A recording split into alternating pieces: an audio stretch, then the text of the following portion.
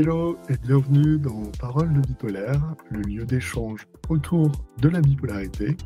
Aujourd'hui, on a la chance d'être avec Olga et on va parler de pourquoi se soigner en bougeant les yeux.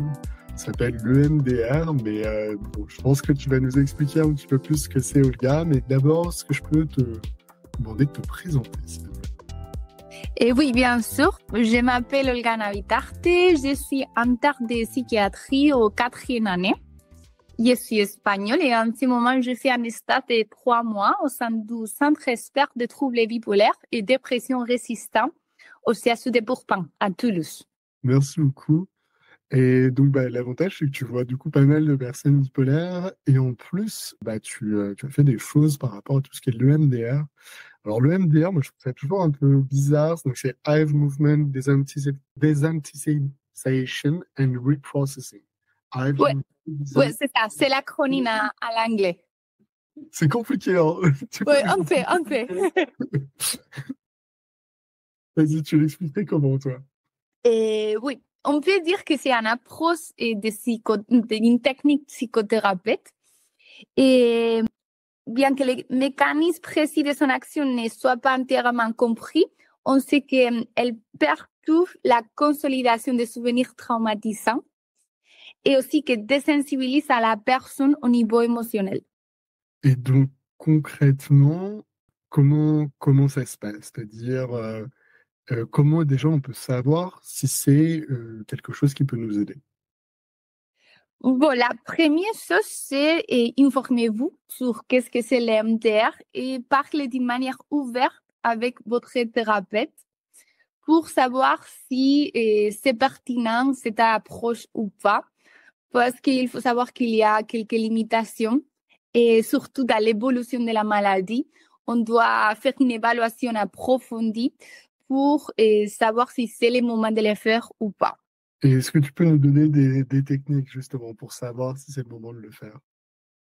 Et oui, surtout, aujourd'hui on parle de la bipolarité et dans les patients bipolaires et qui malheureusement, c'est très souvent le vécu d'un événement traumatisant. Et évaluer l'histoire de la maladie et faire une exploration centrée et concernée sur les traumas.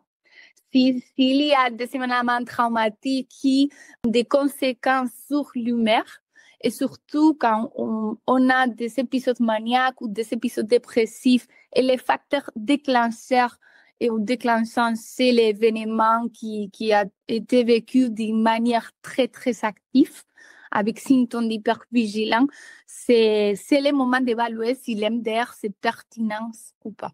Et donc, comment ça se passe en fait? Parce que donc déjà, il faut savoir si c'est le bon moment ou pas. Il vaut mieux demander à son psychiatre, à son psychologue, quelle est la bonne personne d'ailleurs pour nous aider, nous aiguiller. Alors, l'MDR, ça peut être fait pour un psychologue ou un psychiatre. Et la seule chose qu'il faut faire, c'est être formé. J'ai vraiment recommandé que les thérapeutes que les patients choisissent soient un thérapeute formé sur l'association de l'MDR Europe. Et je connais l'association de la France et de l'Espagne, mais déjà un thérapeute bien formé avec une formation officielle. Et si, par exemple, il y a la demande et le psychiatre ne sait pas ou il n'était formé dans cette technique, et les patients peuvent chercher sur Internet, sur l'association, et les thérapeutes plus pro et plus proches à lui. Donc je mettrai le site internet de l'association EMDR Europe. Ouais, c'est ça. Et ensuite, est-ce que tu as des recommandations lorsqu'on va sur le site de l'association? Est-ce que c'est uniquement en présentiel ou est-ce que c'est possible en visio? Comment ça se passe? Oui, c'est possible en visio aussi, mais c'est vrai que dans l'MDR, une des étapes, c'est les stimuli bilatéraux alternés. Ça, il s'agit de faire des mouvements oculaires ou des taponnements. Donc, les taponnements en visio, ce n'est pas possible de les faire. Et les mouvements oculaires, oui, mais c'est vrai que les tests contrôlés randomisés, ils n'ont pas montré la même efficacité qu'en présentiel. Je recommande que si on peut les faire en présentiel, c'est plutôt mieux. Ok. donc plutôt en présentiel. Et ensuite, par rapport au choix de la personne avec qui le faire, comment ça se passe? Est-ce que c'est bien de le faire peut-être avec quelqu'un qui nous suit dans une thérapie d'un point de vue médical, ou est-ce que c'est bien d'avoir une autre personne? Qu'est-ce que tu recommandes? À un moment donné, c'est plutôt bien d'avoir la personne qui vous suit, mais c'est possible de le faire aussi avec un nouveau thérapeute parce que plus dans les 8 phases de l'MDR, il y a une phase de recueil d'histoire du patient, de préparation, de psychoéducation sur la psychotraumatologie. Il y a les temps pour travailler l'alliance thérapeutique. Alors, tu m'as parlé de 8 phases de Ouais, l'MDR. c'est ça, tout à fait. Est-ce que tu peux développer? Oui, oui, bien sûr. Et d'ailleurs, on a, comme je viens de dire, l'accueil du patient et le moment de faire l'histoire de la maladie. Et c'est autre moment où on évalue la pertinence ou pas. Il y a un double check. Et la deuxième phase, c'est la préparation du patient, apporter des informations sur la psychotraumatologie et les objectifs de l'MDR et aussi des techniques d'autocontrôle et d'autorégulation émotionnelle. Et on fait suivi sur une phase d'évaluation. Quel est le souvenir traumatisant on va cibler. Et après, c'est un peu on peut dire la phase plus importante, la désensibilisation. Et c'est le moment où on fait les mouvements oculaires ou les taponnements. Et après ça, on a l'installation. L'installation, c'est après les mouvements oculaires, l'installation de la croyance positive liée aux souvenirs traumatisants dans l'avenir. Pas dans le passé, on travaille sur l'avenir à la fin de la technique. Et après, se déroule un scanner corporel, une clôture et une réévaluation de la perturbation qui peut rester après la technique. C'est en grosso modo ça. Ouais, c'est un très bon résumé. Et est-ce qu'il faut se préparer avant une consultation? Comment ça se passe? Je crois que c'est pas plutôt une préparation parce que on a parlé qu'il y a une préparation dedans les 8 phases, mais il faut savoir que on doit être patient pour avoir des effets spécifiques de l'MDR, c'est-à-dire qu'il faut faire 10 ans de séances pour voir s'il y a quelques effets ou pas. D'ailleurs, ça. Et aussi peut-être savoir qu'après les séances, nous avons fait avoir des inconforts oculaires. Et après chaque séance, on peut être dans un état vulnérable et de fragilité émotionnelle. Ouais, donc il faut faire un petit peu attention peut-être à pas avoir une activité juste après qui soit trop intense. Ouais, c'est ça. Ouais, donc faire une pause, peut-être rentrer chez soi, pas avoir que trop. Donc peut-être plutôt, toi tu recommandes plutôt en début de journée, en fin de journée, comment tu vois les choses? Ouais, à un moment donné, c'est plutôt les matins, les temps de la journée plus convenient, parce qu'après, dans les après-midi et la soirée, les patients peuvent avoir un moment pour se relaxer, pour parler avec les proches. Et, parce que si tu les fasses de la soirée, c'est un peu perturbant sur les sommeils. Ok, vraiment intéressant. Et du coup, ça prend quand même pas mal de temps. Donc ça prend plusieurs séances afin de savoir si ça marche ou pas. Et quand ça marche, qu'est-ce qu'on a réussi à atteindre? Bon, quand il marche, on a l'opportunité de faire une relation sur les souvenirs traumatiques avec une croyance positive. C'est-à-dire, j'ai pris un exemple, un patient qui a vécu un abus sexuel dans le passé. Malheureusement, c'est une expérience très, très négative. Je ne vais pas dire que ça soit une expérience positive après la technique, mais c'est vrai qu'on peut lier ces expériences-là dans un sentiment de soutien par la famille dans ces expériences négatives et qu'on là va pas vivre ces expériences avec une hypervigilance, avec des symptômes comme cauchemar, parce qu'il y a une raison, c'est un peu complexe, mais je vais essayer de les résumer. C'est parce que les souvenirs avant étaient encodés dans l'amygdale, que c'est une localisation du cerveau et qui se traduit avec beaucoup d'activation. Et après la technique, ce souvenir traumatisant va être encodé dans le cortex préfrontal. Et du coup, ça permet un petit peu à notre cerveau de comment ça se passe, c'est-à-dire qu'on arrive à faire passer l'information d'une partie du cerveau à un autre. Comment ça se passe? Et oui, après, la pierre angulaire de cette approche thérapeutique, c'est les modèles de traitement d'information adaptatif. Et en grosso modo, il s'agit que le corps est naturellement enclin à la chanter et toutes les choses qu'il fait, c'est pour guérir une blessure. Du coup, quand malheureusement nous vivons une expérience négative, il reste mal encodé dans notre cerveau et on ne peut pas la surmonter. Et c'est le moment où les souvenirs traumatisants sont encodés dans l'amygdale.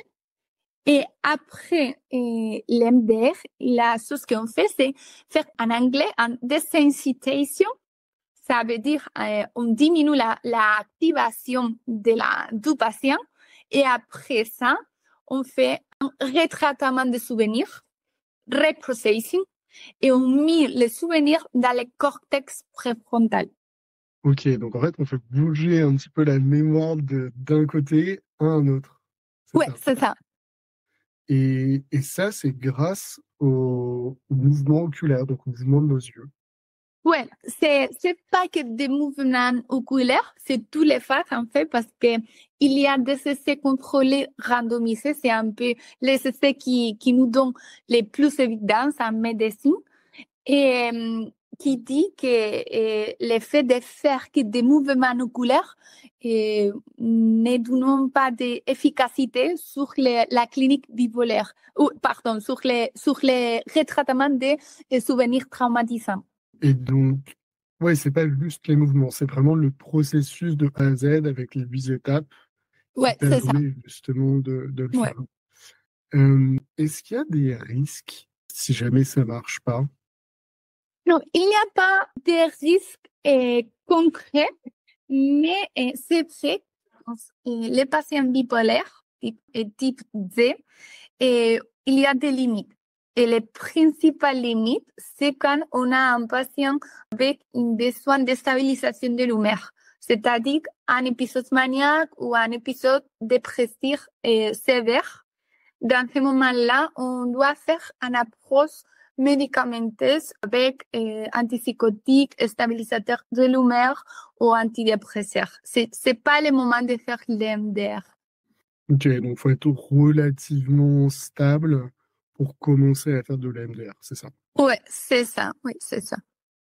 Ok, donc ouais, bien, mais c'est bien que tu nous donnes les petits conseils parce que l'air de rien, enfin, moi j'ai pas mal de personnes en fait dans mon entourage qui me posent des questions et je sais jamais trop quoi répondre. Et l'idée, c'est un peu ce qu'on fait là, ce qu'on vous partage, c'est les questions que vous pourriez vous poser afin de savoir si c'est le moment ou pas de faire de l'EMDR et pourquoi le faire et qu'est-ce que ça peut vous aider justement à améliorer. Et, et donc, si je comprends bien, c'est vraiment compatible avec d'autres psychothérapies, c'est ça? Oui, bien sûr.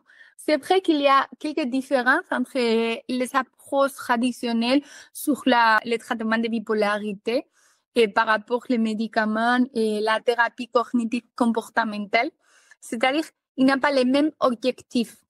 Par exemple, avec la thérapie cognitive comportementale, elle se concentre sur la modification des schémas de pensée et des comportements, pas sur les souvenirs traumatisants. Et ils sont compatibles. En fait, on peut les faire les deux ensemble. D'accord. Et en quoi c'est différent parce que on va dire plein de thérapies différentes, mais il y en a une, bon, à titre personnel, que je trouve qui est très intéressante, c'est la thérapie cognitive et comportementale. Et donc, en quoi ça peut se compléter et comment ça se passe? Pour moi, à un moment donné, la thérapie cognitive comportementale, c'est essentiel sur tous les troubles de santé mentale parce que c'est une manière de prévention des rechutes et c'est aussi un moyen d'enseigner des compétences d'adaptation aux patients et de changer les schémas qui sont dysfonctionnels. Mais c'est vrai que particulièrement chez les patients bipolaires, type D, il y a des risques remarqués pour avoir un événement traumatisant dans le passé. Et pour ça, il faut compléter l'approche multidisciplinaire pour aborder les facteurs qui peuvent être stressants et qui peuvent contribuer sur les fluctuations de l'humeur. Ouais, donc ça peut vraiment bien aller ensemble. Oui, tout à fait, tout à fait. J'interromps l'échange quelques secondes pour te demander de nous mettre une petite note sur Apple Podcast ou la plateforme de ton choix. Tu connais la chanson, cela nous aide beaucoup à sensibiliser sur la bipolarité et briser les tabous. Allez, c'est reparti. Et donc, comment ça se passe? Est-ce que si on fait le MDR avec un autre praticien que, par exemple, notre psychiatre habituel, est-ce que c'est possible de les mettre en relation pour qu'ils puissent échanger? Comment tu penses qu'il faut faire? Qu'est-ce que tu recommandes? Oui, l'idéal, c'est que toutes les deux techniques soient mises en place pour la même personne. Ça, c'est prêt. Mais si ça peut pas être possible, je recommande que tous les deux thérapeutes soient au courant que les deux techniques sont en place parce que sinon, c'est un peu difficile de suivre l'évolution du patient. Ok. Et est-ce qu'il y a, par exemple, au niveau des médicaments qu'on peut prendre, est-ce qu'il y a des contre-indications ou pas spécialement? Non, pas spécialement. C'est vrai que si on prend des benzodiazépines, c'est un peu plus difficile d'accéder aux souvenirs traumatisants pendant la séance. Mais le chose que j'ai normalement fait, c'est diminuer un peu les jours de la séance, les dosages des benzodiazépines. Et après, on l'a repris si ça marche bien. Ok, bon, mais c'est pas très grave, on va dire. C'est Non. juste, ça fonctionne un peu moins bien, quoi. Et en termes de régularité des rendez-vous, parce que tu me disais que ça prend quand même 10 semaines, enfin 10 séances, pardon. Ouais, J'ai oui. une peur d'abscisse. Et c'est quoi le ratio? C'est tous les combien généralement? Oui, ça dépend en fait de la pathologie.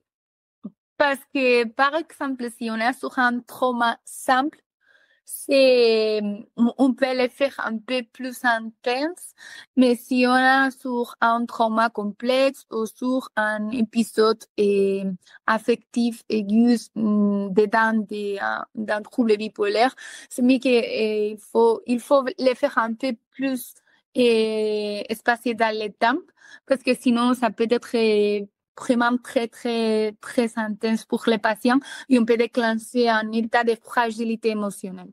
Ok, mais ça, c'est vraiment justement au praticien EMDR parce qu'il pose bien les questions au début, dans la première phase, avec l'accueil du patient, la préparation, il va se rendre compte de la temporalité. Ça prend Oui, combien de temps, à peu près, une séance? une séance 1 heure. 1 heure, d'accord, ok. Oui, ça, c'est selon les besoins du patient parce qu'en fait, il n'y a pas fréquence générale pour tous les patients. Ça dépend de la première phase, en fait, de l'MDR.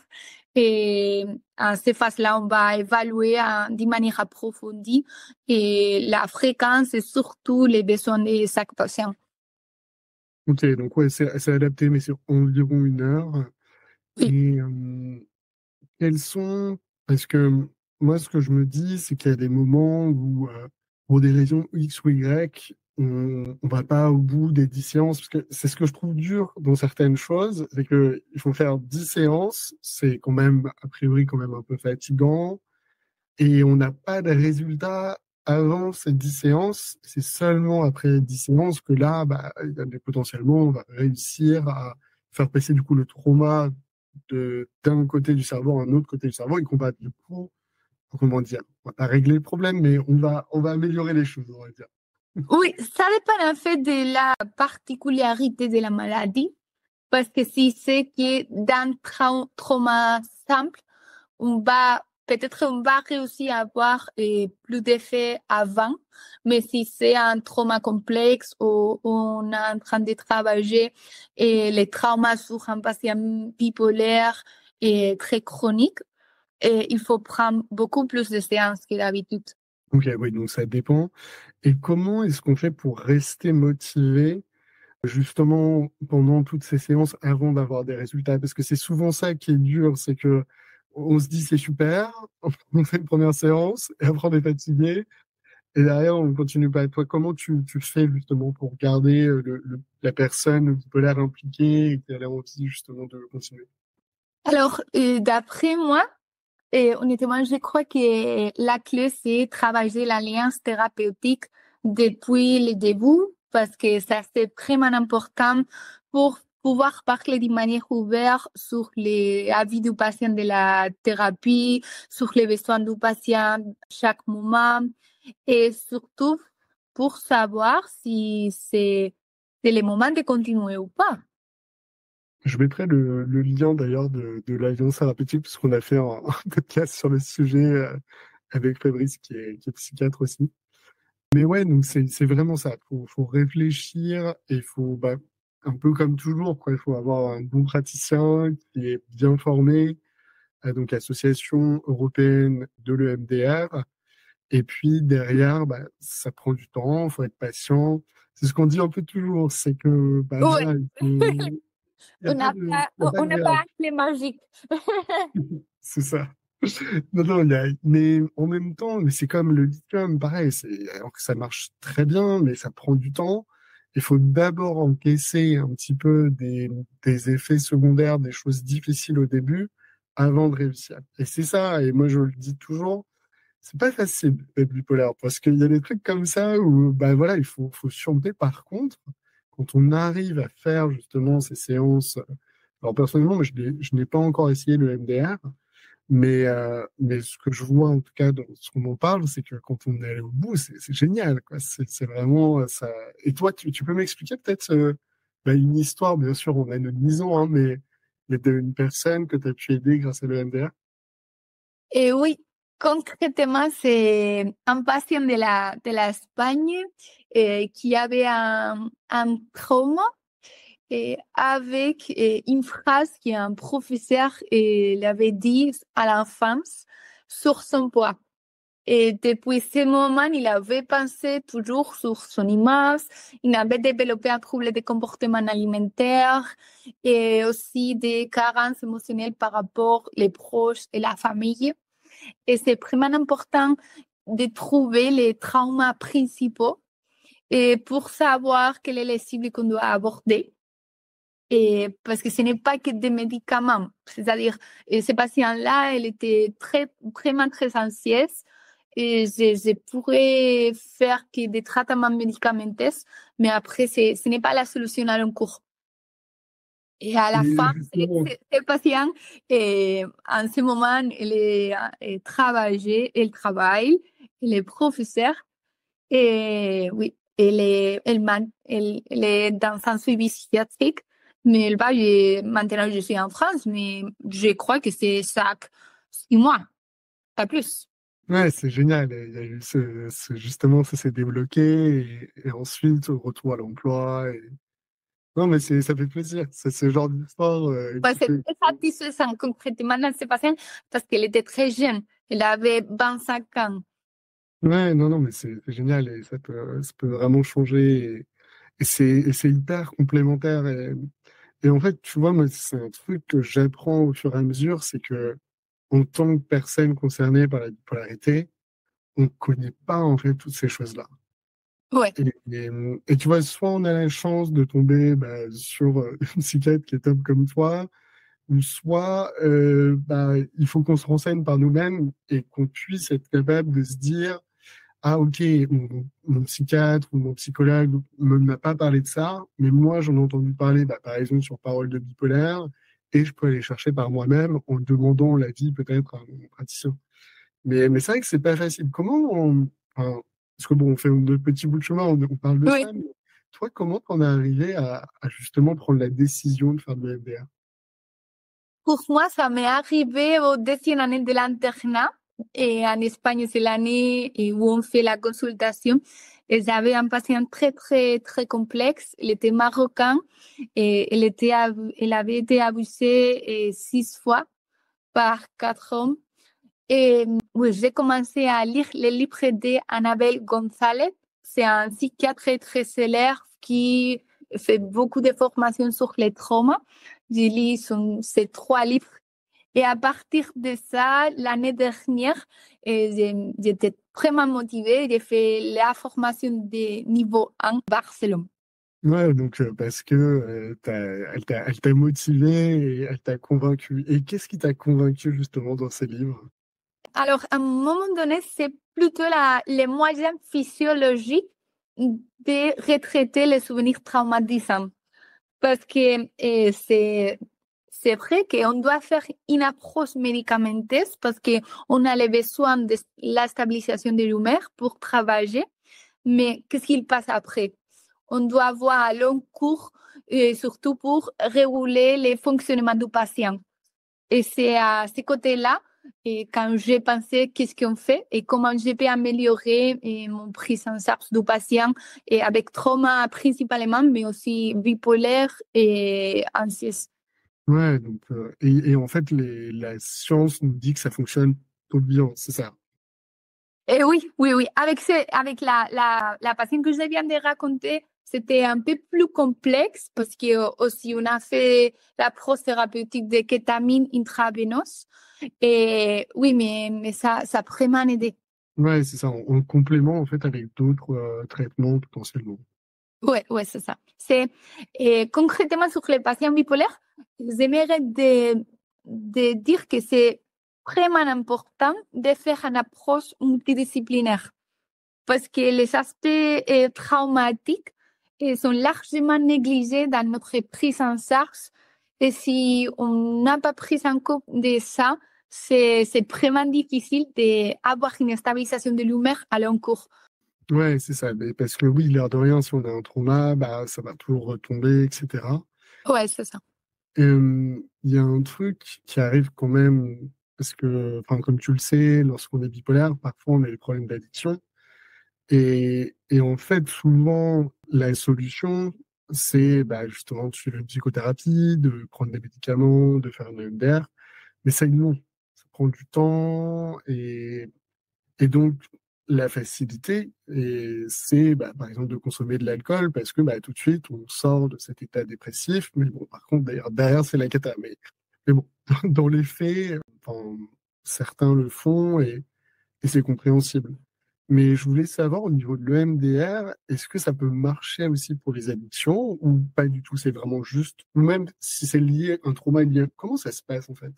Ouais, concrètement sur les addictions, ça peut marcher, mais les effets que j'ai pu lire, c'est plutôt pour les addictions qui sont liées au trauma complexe, pas que des addictions.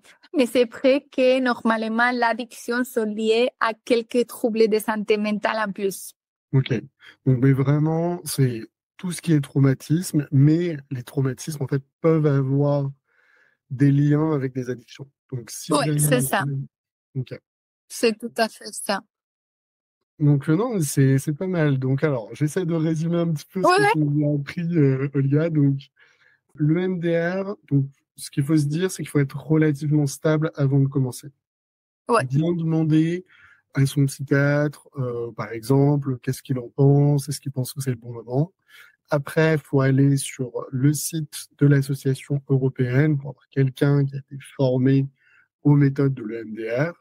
Il faut prendre en compte que bah, ça va prendre du temps, ça va prendre un certain nombre de séances, environ 10 séances avant de faire effet. Ça nous permet de réussir à régler, entre guillemets, un trauma. Euh, Mhm. et c'est toujours la même chose, il faut trouver le bon praticien avec qui on a envie d'avancer parce que bah, il y a un certain inconfort à la fin de la séance. Ouais. Et ça marche super bien, il faut le faire vraiment en complément avec d'autres choses. Non, mais c'est hyper clair, tu as fait une petite masterclass, c'est nickel. J'ai toujours une question à la fin, c'est si tu avais une baguette magique, Olga, qu'est-ce que tu changerais dans la santé mentale? Bien, c'est d'ailleurs une très, très bonne question.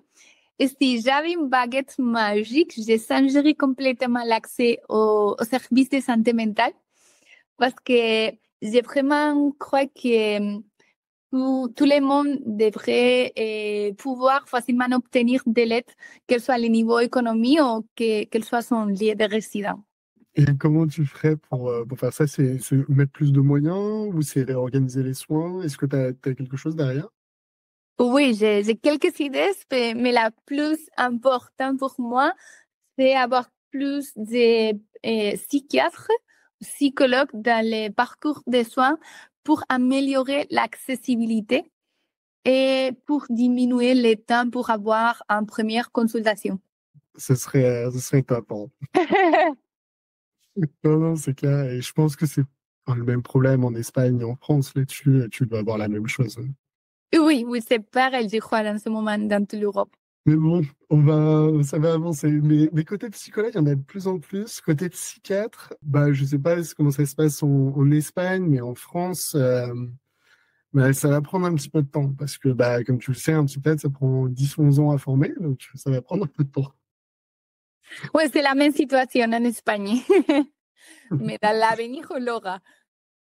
Mais vraiment, merci beaucoup, Olga. C'était très pédagogique et merci parce que tu as réussi à vraiment très vulgariser dans le bon sens. Et voilà, je te laisse dire le mot de la fin. Bon, et merci beaucoup à tous. Et j'aimerais remarquer qu'il faut avoir une approche multidisciplinaire, concrètement sur les patients bipolaires type et type D. Et n'hésitez pas à discuter d'une manière ouverte avec votre thérapeute pour savoir si c'est pertinent ou pas d'avoir l'approche thérapeutique de l'MDR. Merci encore, Olga. À bientôt. À bientôt.